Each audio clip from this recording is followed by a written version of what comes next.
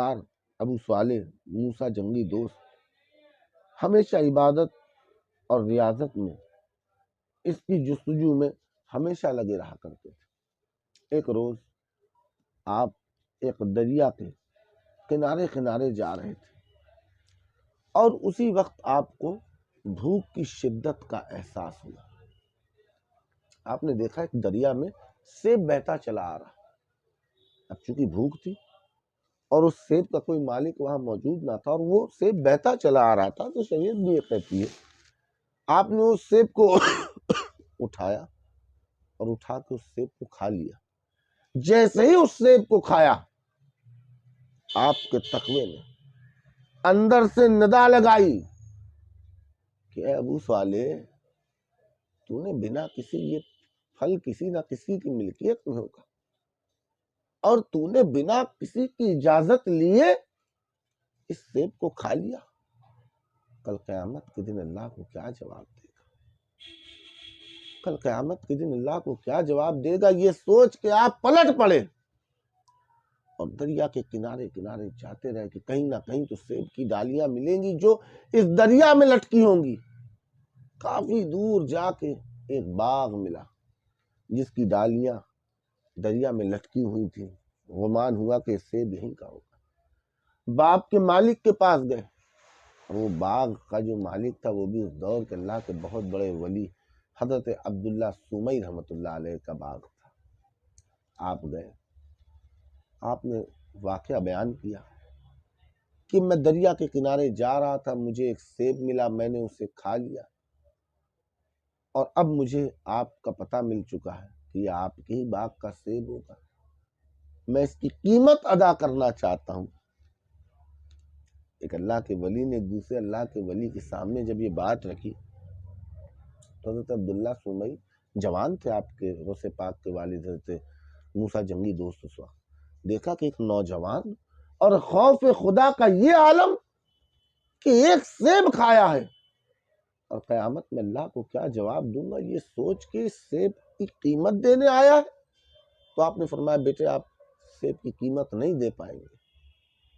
کہا تو نہیں میں دینا چاہتا ہوں، بڑا اصرار کیا۔ تو آپ نے کہا سیب کی قیمت یہ ہے کہ 1 سال تک تمہیں میرے باغ کی رکھوالی کرنی پڑے گی، دیکھ ریکھ کرنی پڑے گی۔ اب کیا کرتے، سیب معاف کروانا تھا، آپ نے تیار ہو گیا۔ آپ نے 1 سال کی جگہ 2 سال باغ کی دیکھ ریکھ کی۔ جب 2 سال گزر گئے تو حضرت عبداللہ سومئی رحمۃ اللہ علیہ کی بارگاہ میں حاضر ہوئے اور فرمایا کہ اب 2 سال ہو گئے ہیں، اب آپ میرا سیب معاف فرما دیجیے۔ تو فرماتے ہیں ایسے معاف نہیں کروں گا، ابھی ایک کام اور کرنا پڑے گا۔ کہا کیا؟ کہا سوچ سمجھ لو۔ کہتے ہیں بالکل، میں سیب کو معاف کروانے کے لیے، کیونکہ اللہ والوں کی زندگی، یہ جو تقوی اور پرہیزگاری والے لوگ ہوتے ہیں، یہ مباح چیزیں یعنی جن چیزوں پہ شک ہو ان چیزوں سے بھی بچتے ہیں، مطلب جن کی کوئی منائی نہیں ہے، مطلب کرنے پہ آپ کو گناہ نہیں،